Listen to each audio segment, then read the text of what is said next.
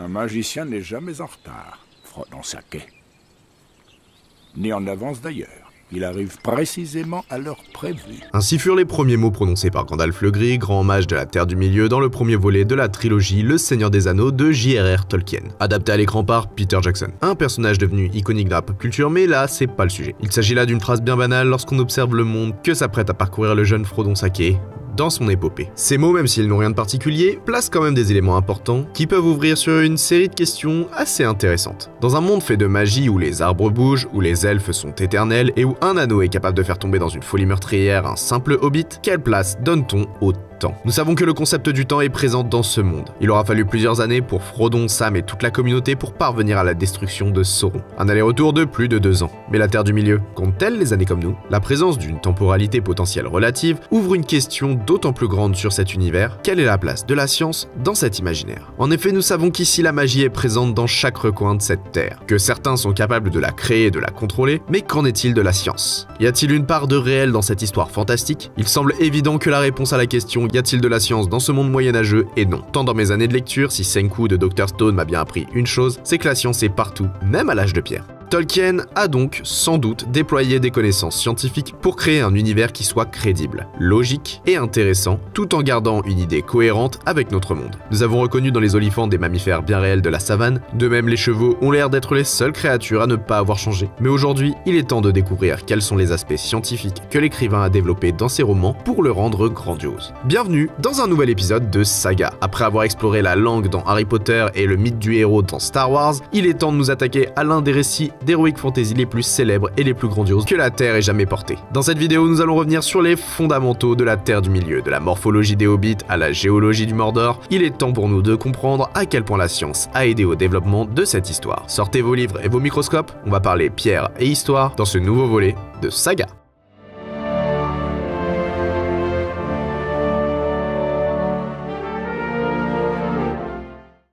Commençons rapidement par un petit rappel des faits. Le Seigneur des Anneaux est un roman de fantasy écrit par J.R.R. Tolkien se déroulant dans un monde imaginaire nommé la Terre du Milieu. Les personnages de cette histoire sont des hommes, des elfes, des nains, des hobbits et d'autres créatures fantastiques. Lorsque Bilbon Sake fête son je ne sais plus combienième anniversaire, il disparaît comme par magie en ne laissant à son neveu qu'un anneau magique. Anneau qu'il avait récupéré dans une cave lors d'une de ses vieilles aventures volées à Gollum. Frodon découvre alors grâce à son ami Gandalf que celui-ci appartenait au Seigneur des Ténèbres. On lui confie alors la mission de le porter jusqu'en Terre du Mordor où il a été forgé et mettre fin à la puissance de Sauron. Entre grandes étendues d'herbe, rencontre avec des araignées géantes et face à face avec des abominations, la compagnie de Frodon ne payera pas de mine.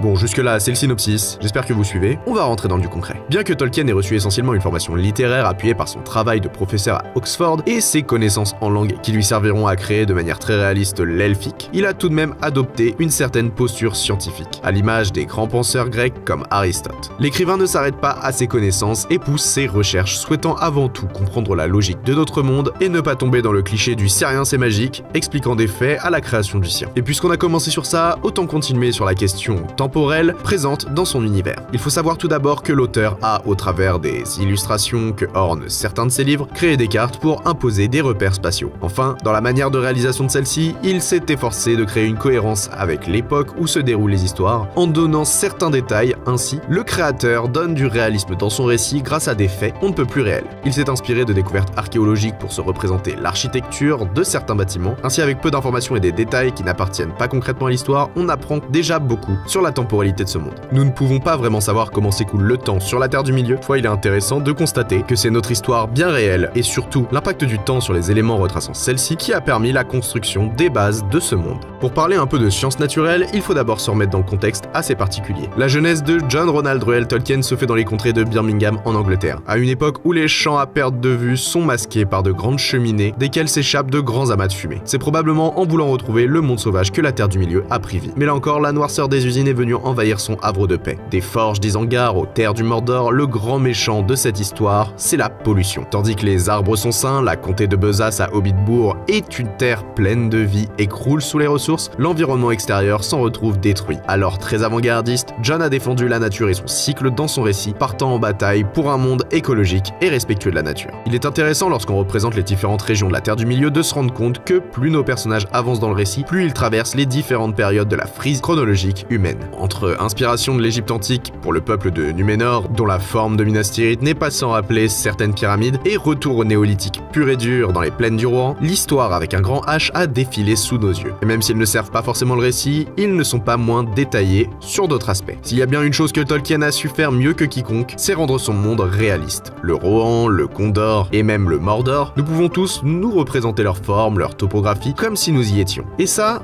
c'est pas pour rien. Nombre de ces endroits ne sont pas sans rappeler notre bonne vieille planète bleue. La Terre immortelle en Australie, le Mordor à Pompéi, mêlé à un paysage d'Asie du Sud. La beauté de notre monde est présente dans cet imaginaire. Même si je suis pas sûr que beauté soit super bien choisie pour décrire Pompéi. Vous l'aurez compris, la Terre du Milieu est un medley géographique. Prenant racine dans nos paysages réels, il n'en reste pas moins structuré et répond à certaines règles scientifiques de base logiques. Il s'avère que nombreux scientifiques ont tenté d'explorer les recoins géographiques de la Terre du Milieu. Certains ont même exprimé des articles poussé sur les changements se déroulant entre la chute de Morgoth et la fin du Premier Âge, mais là on part peut-être un peu loin. En analysant les chaînes montagneuses entre autres, des personnes qui ont vraiment très envie de se prendre la tête sont parvenues à identifier les différentes plaques tectoniques qui forment la Terre du Milieu. Waouh, le mot tectonique vient de me ramener au collège. Ces plaques se chevauchent et créent des monts, si précieux au peuple des nains, et se séparent pour former des failles semblables à celles de San Andreas, où s'écoulent les eaux de l'Anduin, fleuve important du Gondor. Bref, à cette géographie, ce qu'il y a à retenir ici, c'est que Tolkien n'a rien laissé au hasard dans la mise en place de ces personnages et particulièrement dans l'environnement dans lequel ils évoluent. L'activité sismique réfléchie par l'auteur a créé les volcans et les failles. Sachez d'ailleurs que l'activité volcanique de ces récits mériterait une vidéo complète et détaillée tellement c'est intéressant. Dans les montagnes qu'ils ont eu à gravir ou dans les fleuves qu'ils ont dû traverser, toute la construction du monde a été minutieusement réfléchie et travaillée pour que la logique soit respectée. Il en va de même pour la partie géologique. Les nains d'Erebor ou de la Moria ont eu le plaisir de découvrir des gisements de métaux et de roches précieuses splendides formés par l'activité terrestre et les mélanges d'éléments qui feraient pâlir Mendeleïev.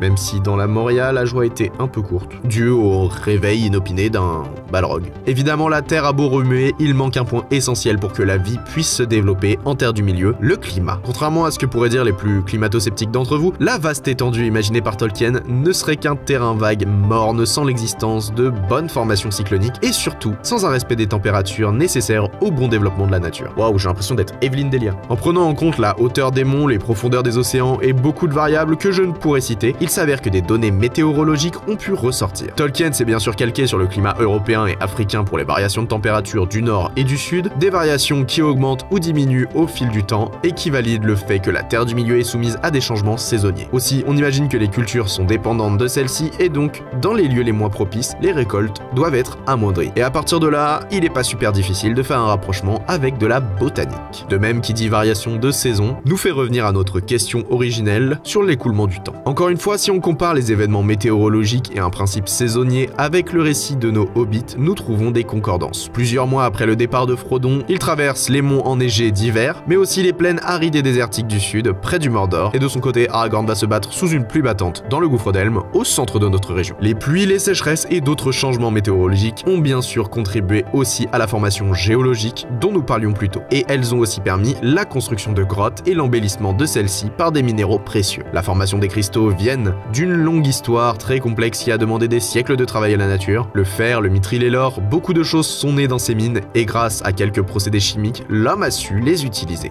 La forge, la science de la métallurgie pouvant permettre la modification des minerais de fer en une magnifique épée. Cette même science pouvant donner naissance à un anneau unique au pouvoir légendaire. La chimie, utilisée dans la création d'objets mais aussi dans la confection de potions ou bien dans un sens dans la cuisine, est une science très particulière. Et si elle est présente dans notre récit, c'est avant tout grâce à l'existence d'êtres humains. Des êtres capables de penser, de réfléchir et d'imaginer. Or, les humains de cette ère prennent racine dans notre réalité. Certaines races de créatures ont-elles été imaginées de toutes pièces. Sachez avant toute chose que de la taille des pieds des hobbits à la pilosité des nains en passant par la vision elfique, toutes les particularités physiques de ces êtres ont été scrutées, analysées par des grands penseurs afin d'expliquer le fonctionnement de manière logique. Aujourd'hui, je ne vais pas vous en parler parce que c'est super long. En revanche, je vous invite à consulter le livre qui m'a énormément aidé dans l'écriture de cette vidéo. Il faut rendre à César ce qui est à César. J'ai nommé Tolkien et les sciences. Il a été rédigé par plusieurs scientifiques experts dans leur domaine et c'est vraiment super intéressant. Genre on parle de l'origine des Ents. Fin de la parenthèse. Entre créatures réelles et complètement imaginaires, car il n'y a qu'un pas, Tolkien est parvenu à mélanger les deux pour créer une concordance dans son histoire. Un dragon sous une montagne, un homme ours ou encore des wargs montés, beaucoup de ces choses sont totalement inexplicables et révèlent de la légende. Le dragon a toujours fait partie de la culture humaine, comme le montrent des histoires de certains pays d'Asie. Entre Bigfoot et Beorn, il n'y a qu'un pas, et un chien géant tel un warg n'est pas forcément très éloigné d'un chien des Baskerville imaginé par un certain Sir Arthur Conan Doyle. Mais en plus de ces légendes, le créateur n'a pas hésité à faire un lien avec de véritables animaux connus du lecteur. Aussi, un cheval reste un cheval, et c'en est de même pour les cochons. En revanche, c'est en termes de proportion qu'il s'est risqué à quelques folies. Aussi, je ne vous montrerai pas ici d'araignée, parce que je suis totalement phobique, et il n'est pas surprenant de voir un éléphant surplomber nos héros de plusieurs mètres de haut. Des plus grandes bêtes sauvages aux insectes insignifiants, chaque détail a été minutieusement réfléchi afin de mettre en place un bestiaire complet et surtout garder une logique dans la chaîne alimentaire, du moins à une exception près. Cette exception est pour le coup importante scénaristiquement. Une créature se révèle être une abomination pour la simple et bonne raison que, tel Frankenstein, elle est une création artificielle. Je parle bien sûr de l'Uruk-hai, orque génétiquement modifié qui a pris vie dans les caves sombres d'Isengard après que le mage Saruman ait fait des expérimentations. Hormis cette immondice qui ferait frémir Charles Darwin, ce bestiaire est scientifiquement intéressant pour son aspect généalogique. Il est en effet pas difficile de faire un lien entre les bêtes sauvages que l'on montre à une époque médiévale et des animaux qui ont peuplé notre monde à la période jurassique. L'évolution serait venue jouer sa magie ici, et il n'est pas rare de voir des similitudes morphologiques entre celles de ce monde et le nôtre. Et tout ça encore une fois pour pousser au maximum le réalisme.